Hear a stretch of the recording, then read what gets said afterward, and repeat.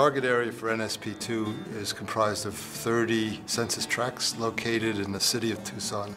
It's about 70 square miles. It's a large target area that's mainly low and moderate income neighborhoods, predominantly comprised of Hispanic communities, and it also has some of our poorest neighborhoods. We've noticed foreclosures starting to happen in 2007, and we could see that where there were vacant properties, there was obvious decline. So we convened a series of meetings where we explored what we could do with the NSP2 grant, knowing it was competitive. We had to put together a good application. So I want to welcome everyone to our quarterly meeting. I'm Gary Bachman. I'm the program manager for the Pima Neighborhood Investment Partnership, or our NSP grant, and then we'll just go around the room and introduce everybody. We are doing acquisition rehab as well as a new small multifamily housing project for kinship families. NSP2 Funds is helping to assist in the building of 35 homes, 9 of which we have dedicated. We've received the Neighborhood Stabilization Award of $21.1 million allocated to each of the 5 eligible activities. Mike Chakowski with the City of Tucson. We are doing acquisition and rehab. On the land banking side, we bought some land. We bought some houses, or we have some houses in escrow. I think all these are important tools when you're considering revitalization of a community. Gary, this is the site for the Las Abuelitas multifamily housing project for grandparents raising grandchildren. We sometimes call those families kinship families. Start here. So Primavera decided to be very strategic and target the NSP2 funds in a specific geographical area. It's an area where we've been working and where we provide a variety of services, and that's the city of South Tucson. It's a 1.2 square mile area, and there's a high level of poverty. Probably about 46% of the families are living below the poverty line. Primavera's mission is to provide pathways out of poverty through safe, affordable housing, workforce development, and neighborhood revitalization. And we do that by providing a continuum of services and programs. Our asset building programs basically focused on financial education and home ownership education to assist families in purchasing their first home. Many of them are single moms or dads with children. Going through the program with Primavera Foundation, I've learned that I could afford a home. So I'm very excited to get through this process and become a homeowner.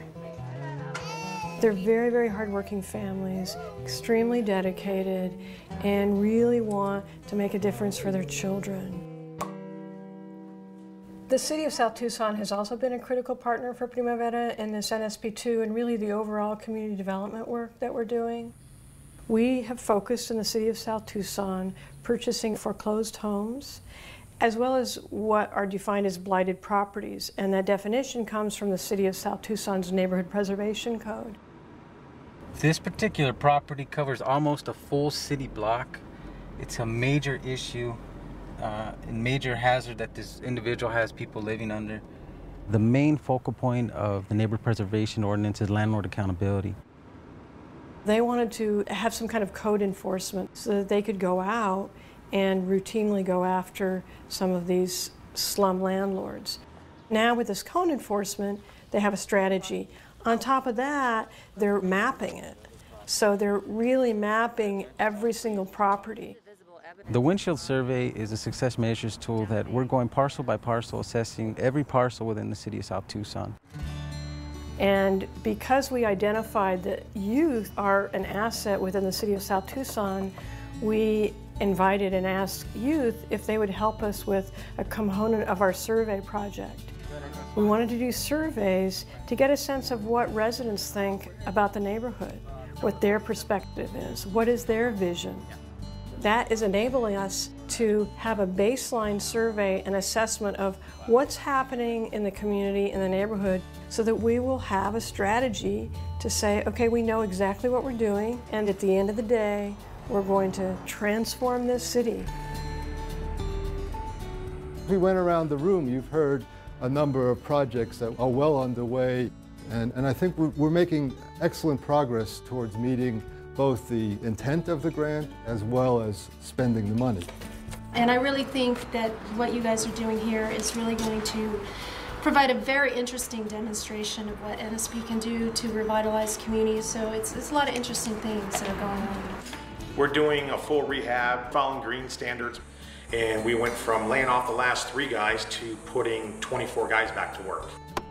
We're working in Corazon del Pueblo subdivision, and we are the only member of the Pima County Consortium doing subdivision development.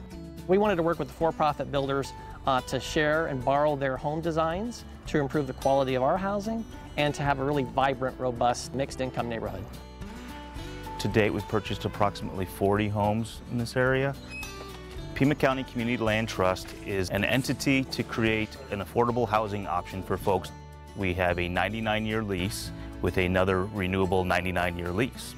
If and when that particular homeowner decides to sell, they have to sell it as an affordable home to the next person in line. And the land trust connection maintains that affordability. Looks great. The Neighborhood Stabilization Program came at a time of crisis in our nation, a time of economic crisis, and it was an incredible opportunity. It's funding that isn't just short-term funding, and it's going to have long-standing, sustainable impact on neighborhoods across this country.